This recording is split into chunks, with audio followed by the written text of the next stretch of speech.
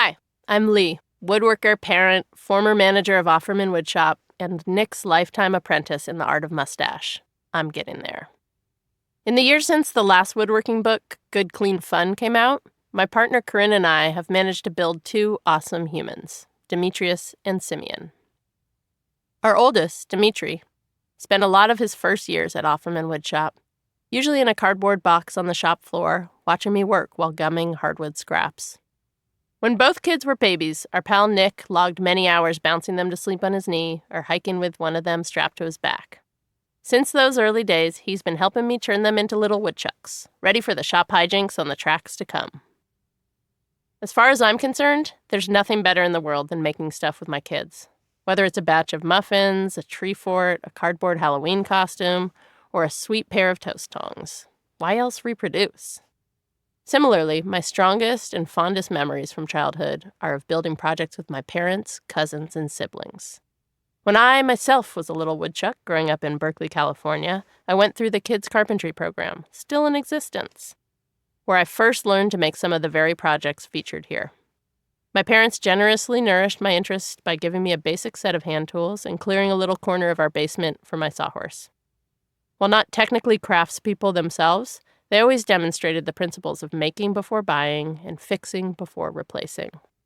This ethos empowered me to see the physical world as something I could change, improve upon, and find joy in. As I grew into an adult-sized, non-binary woodchuck and graduated college with a highly impractical degree in art and semiotics, I was delighted to find that I could support myself with the highly practical skills I had been honing since the days in my parents' basement.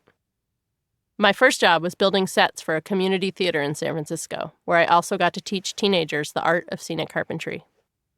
I went on to spend a decade as a woodworker in the exhibit shop at the Exploratorium, a world-renowned interactive science museum in San Francisco, founded on the principle that kids learn through tactile engagement with the physical world. The exhibit shop celebrates prototyping and experimentation. It famously opens up this dynamic creative process to the public by positioning the machine shop in the middle of the museum floor. The Exploratorium's philosophy both reflects how I myself was raised, make things by hand when you can, and don't be too precious about the outcome, and inspired how I would eventually raise my kids, who have essentially transformed our dining room into a full-scale cardboard 3D prototyping studio. I'm grateful for my parents, who always encouraged my creativity and gave me the tools, space, and unstructured time to explore and build in 3 dimensions.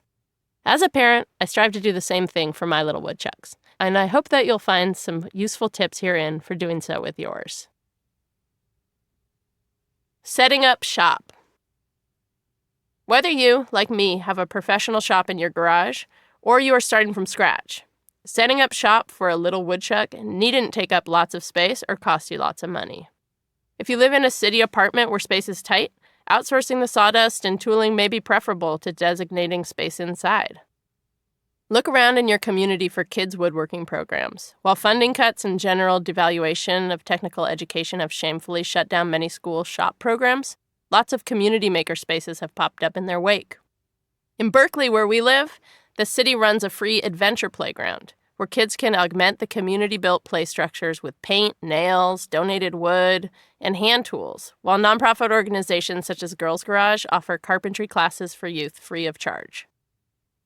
If you happen to have a corner of space in your basement, garage, or bedroom that can fit a sawhorse and a box of hand tools, read on, and we'll guide you through what you'll need to outfit your home with a basic kids' woodworking setup. To start, you need to build a sawhorse and mount a simple bench vise on one end. We understand this is hard to do without a woodshop or a sawhorse. It's a chicken and egg kind of problem, but you'll figure it out. Nick used his siblings as his sawhorses for years before he got around to building one out of wood, so get creative. The next things you'll need are a bucket of wood scraps and a box of tools. We'll get there shortly. For now, a sawhorse and a vise. Congrats! You've set up shop.